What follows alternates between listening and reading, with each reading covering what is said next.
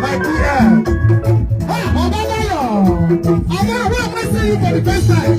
I'm a person you now. How come did not notice you? Yeah, I'm actually you. Most capable, most capability. I cite you. All right. Yes, sir. My escorts, my leader. Yes, sir. Would you be ready to make good foundation? Yes, sir. When you are the banker, in the nearest future. Yes. So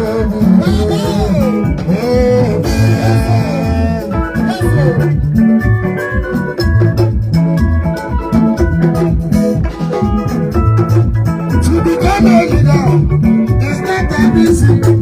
To become a man is not the devil. Everybody's ambition is to become a leader, is to become a big man.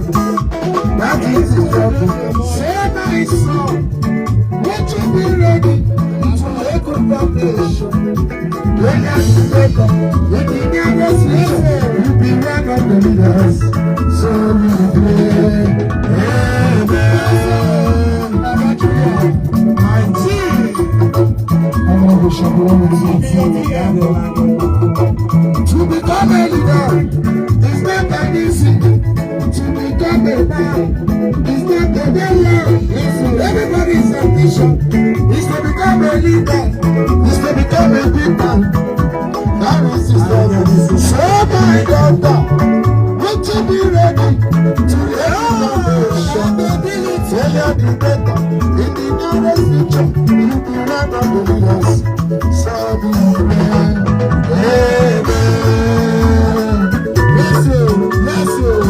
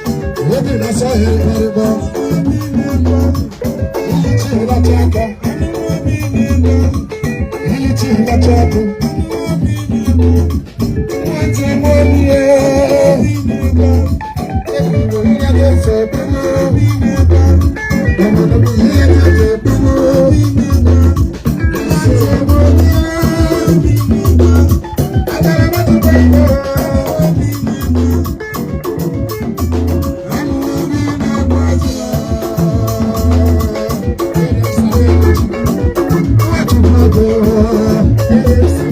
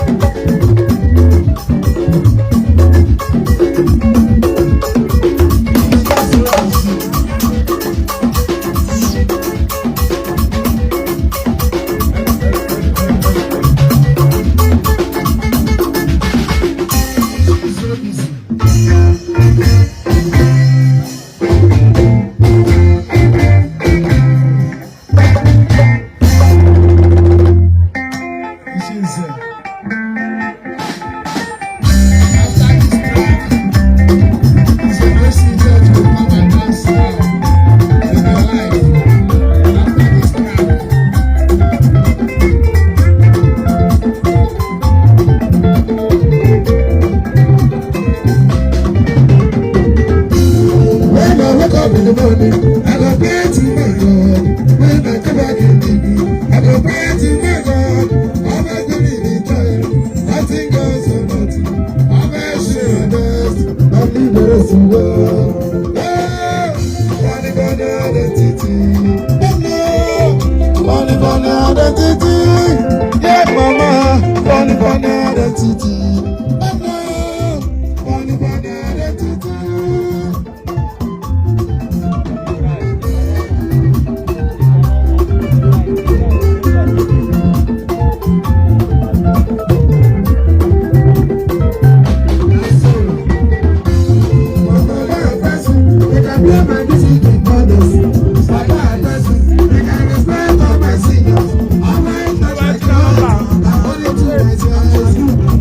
I